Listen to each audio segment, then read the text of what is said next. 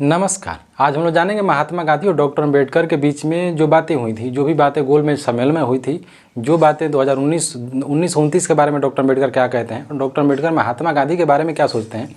जब आप सुनेंगे ना तो जितने लोग ज्ञान झाड़ रहे हैं ना यूट्यूब पे आके और फेसबुक पे, सोशल मीडिया पे और डिबेट में बैठ के कि महात्मा गांधी और डॉक्टर अम्बेडकर इतने अच्छे थे, वे थे।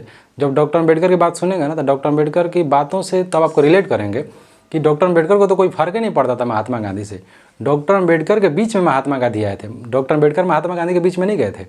डॉक्टर अम्बेडकर के बातों को जब सुनेंगे, जब उनकी बातों को पढ़ेंगे तो आपको लगेगा कि एक व्यक्ति था जिसका नाम था महात्मा गांधी। महात्मा गांधी को सच में प्रॉब्लम था डॉक्टर अम्बेडकर से। महात्मा गांधी खुद चाहते थे कि एक ऐसा बीच में आ गया नायक, दलितों का नायक ये कैसे आ गया। हम तो लंबी लंबी बातें फेंक रहे थे, ये कैसे आ गया बीच में। क्योंकि जो महात्मा गांधी हैं वो लंबे लंबे प्यार से मक्खन लगा रहे हैं, ब्रेड पे जो मक्खन लगाया जाता है वो इसी बातें कर रहे हैं दलितों के कल्याण के बारे में। दलितों का कल्याण कैसे होगा, एक भी बातें आप बता दीजिए कि समाज का और वर्तमान भविष्य में देश कैसा हो सकता है, दलितों की स्थिति कैसी हो सकती है, उसके बारे में महात्मा गांधी का 4 बातें आप बता दीजिए, नहीं बता पाएंगे। अब हम लोग चलते हैं टॉपिक पे। टॉपिक में 3-4 बातें हैं। पहले ही डॉक्टर अम्बेडकर कहे हैं, देखिए क्या कह रहे हैं डॉक्टर अम्बेडकर। मैं महात्मा गांधी से जब भी मिला एक विरोधी के तौर पे मिला। फिर कहते हैं डॉक्टर अम्बेडकर कि गांधी जी ने हमेशा मुझे जहरीला दांत ही दिखाया है। सोचिए, फिर कहते हैं मैं गांधी जी को अंदर से जानता हूँ, लेकिन लोग उनको भक्त बनकर पूजते हैं। कितनी बातें, कैसी बातें कर रहे हैं डॉक्टर अम्बेडकर, समझ गए आप। और देखिए डॉक्टर अम्बेडकर कह रहे हैं कि मैं अपने दोस्त के जरिए एक बार उनसे मिला था, लेकिन उतना ज़्यादा वो अटैचमेंट नहीं हुआ। फिर एक बार महात्मा गांधी ने खुद भी पत्र लिखा और मिलने की इच्छा जताई। फिर बाद में गोलमेज सम्मेलन होता है। गोलमेज सम्मेलन के बारे में आप जानते हैं, वहाँ पे भी अच्छे से बातें नहीं हो पाई। क्योंकि कैसे बातें हो पाएंगी, क्योंकि महात्मा गांधी चाह रहे हैं ना कि चमार है चमड़ा चमड़ा काम करेगा, भंगी है लाइटिंग उठाने का काम करेगा, यादव जी दूधे फेंकने का काम करेंगे, पासवान जी क्या बोलते हैं सुअर चराने का काम करेंगे, पासी जो होगा जिंदगी भर ताड़ से ताड़ी उतारेगा। तो जाति का मूसहर जो जातियाँ हैं घूम घूम का मूस चूहा मार के खाएगी। तो महात्मा गांधी का कोई वैचारिक विचार नहीं है दलितों के बारे में। आप भले सोचते हैं कि महात्मा गांधी नायक थे, डॉक्टर अम्बेडकर पैदा नहीं होते ना तो आज हम और आप किसी के द्वारा बेगारी करते। एक भी लॉजिकल बातें नहीं हैं जो महात्मा गांधी कह रहे हैं कि दलितों का कल्याण कैसे होगा। क्या कह रहे हैं, हरिजन नाम दे देने से थोड़ी हो जाता है। हाँ, तो मायावती कही थी ना कि हम लोग जब हरि का जन्म तब बाकी लोग शैतान की औलाद है। गए भी तो गाली दे के गए दलितों को। क्या कह रहे हैं कि हरिजन बाकी लोग बाकी किस चीज़ का औलाद है। तो दलितों को जितना हो सका, सबसे ज़्यादा साथ कौन दिया, महिला और दलित। दांडी यात्रा में जब पढ़ते हैं 78 जो अनुयायी थे कौन थे, सारे दलित समुदाय से थे, सारे निम्न जाति के लोग थे। कांग्रेस के साथ सबसे ज़्यादा कोई साथ दिया है तो दलित दिए, निम्न जातियाँ दी। उम्मीद था कि हम कम से कम ये बेचारा आया है हमें आज़ादी देगा।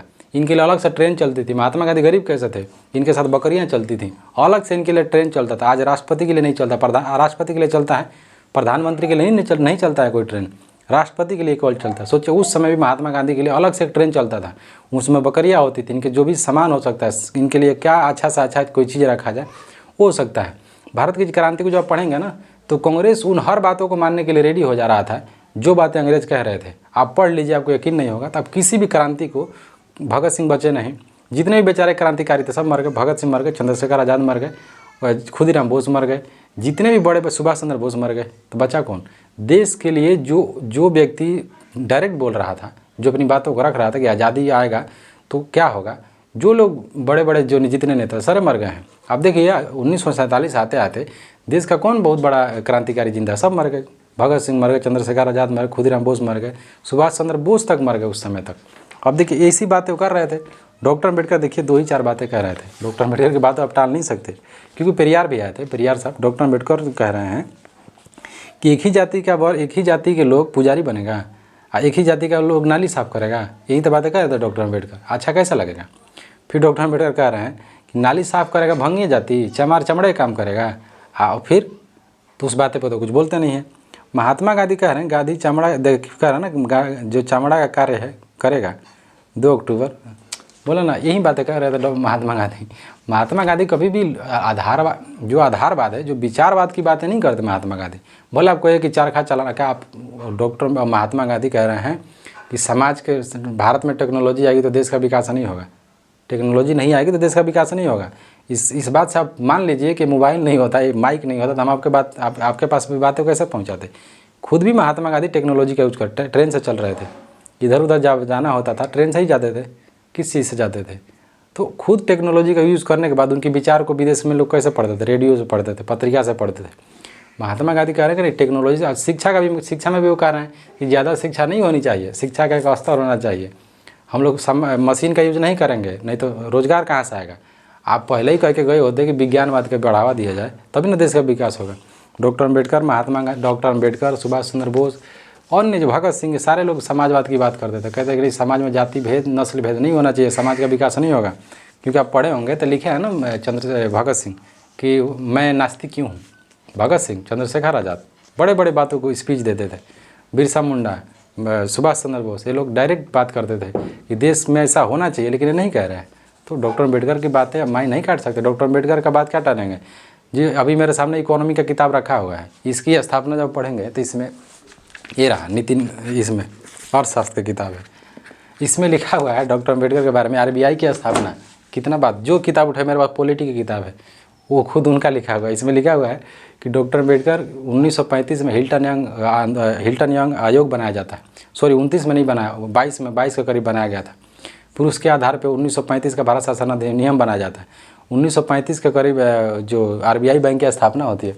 प्रॉब्लम्स ऑफ रूपी छापा जाता है डॉक्टर अम्बेडकर की किताब पे द्वारा। इकोनॉमिक्स किए थे ना विदेश से, तो उस किताब पे प्रॉब्लम्स ऑफ रूपी छापा गया था। डॉक्टर अम्बेडकर की बातों को आप 2 मिनट में नहीं समझ पाते, 10 मिनट में भी नहीं समझ सकते। खुद भी जिस व्यक्ति के साथ इतना उत्पीड़न हुआ, लेकिन देश के बारे में इतनी अच्छी बातें कर रहा है। डॉक्टर अम्बेडकर बार बार कह रहे हैं कि देश का विकास जाति के साथ नहीं होगा, धर्म के साथ भी देश नहीं चल सकता है। वो कितना प्रयास किए थे जिनेवा को समझाने के लिए, जिनेवा कहाँ माना। जिना को बोले थे कि जा रहे हो तो सब लोग जाओ पाकिस्तान, यहाँ रहो मत, तुम्हारा कल्याण नहीं होगा, तुम्हारे एक पाकिस्तान बना देने से देश का विकास नहीं होगा। उस भारतीय मुसलमानों की जो दुर्दशा है उसका सबसे बड़ा कारण जिन्ना है।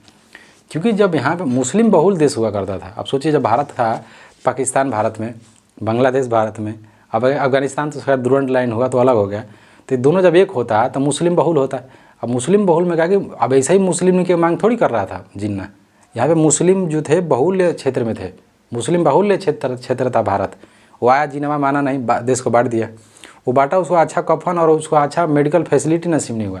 वो जब मर के जा रहा था रेगिस्तान में, एम्बुलेंस बंद हो गया था, उसका बॉडी है वो डम हो रहा था, सड़ने जैसा हो रहा था। तो ऐसी दुर्दशा हुआ। गलत करोगे तो गलत ना होगा। मुसलमानों की दुर्दशा और जो हिंदू मुस्लिम की जो कट्टरपंथी है उसी का कारण है।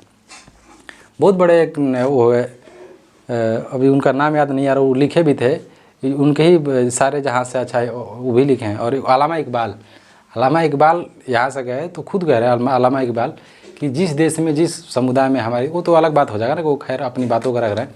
लेकिन उनका एक शायरी है, लिखते हैं कि क्यों जिया कार बनूँ सूद फारामोश रहूँ।